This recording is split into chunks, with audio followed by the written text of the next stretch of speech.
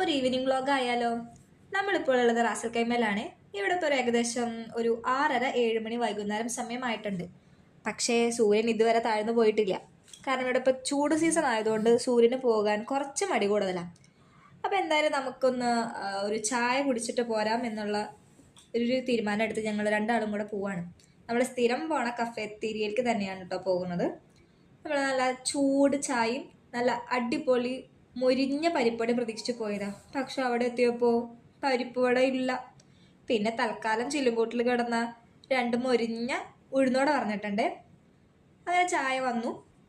നമ്മൾ ഉഴുന്നോട വെയിറ്റ് ചെയ്തിരിക്കായിരുന്നേ. അങ്ങനെ ഉഴുന്നോടയും വന്നു. അങ്ങനെ ഉഴുന്നോട വാങ്ങിച്ചിരിക്കുമ്പോൾ ഞാൻ ഇപ്പോൾ ചിരിയുടെ രഹസ്യം എന്താണെന്നറിയോ? എൻ്റെ കൂടെ വന്ന ആള് വീഡിയോ എടുക്കുന്ന തിരക്കിൽ ടിഷ്യൂ വാങ്ങിക്കാൻ മറന്നു. അതുകൊണ്ടാട്ടോ. അങ്ങനെ നല്ല ചായയൊക്കെ കുടിച്ചു. നല്ല അടിപൊളി ചായയാണ്. നമ്മൾ വീട്ടിലുണ്ടാക്കണ പോലത്തെ നല്ല അടിപൊളി ചായയായിരുന്നു. അങ്ങനെ അത് കഴിഞ്ഞ് നമ്മൾ അവിടെ നിന്ന് ഇറങ്ങി പതിയെ ഒന്ന് നടക്കാമെന്ന് വിചാരിച്ചു. നമ്മളൊരു ഈവനിങ് വാക്കിന് പോകുമ്പോൾ ഒരു 30 മിനിറ്റോളം, ഒരു അരമണിക്കൂർ നമ്മൾ നടക്കും കേട്ടോ. ജസ്റ്റ് ഒരു എൻ്റർടൈൻമെൻറ്റിന് വേണ്ടി. ഇത് കണ്ടിട്ട് പേടിക്കണ്ട, ചെരുപ്പിൻ്റെ പരസ്യമാണ്. ഇത് ഞങ്ങൾ ചുമ്മാ എങ്ങനെ ഞങ്ങൾ ഒരുമിച്ച് നടക്കണേന്ന് അറിയാൻ വേണ്ടിയിട്ട് എടുത്തതാട്ടോ. അപ്പം നമുക്ക് അടുത്തൊരു വ്ളോഗ് വരെ കാണാം. ബൈ.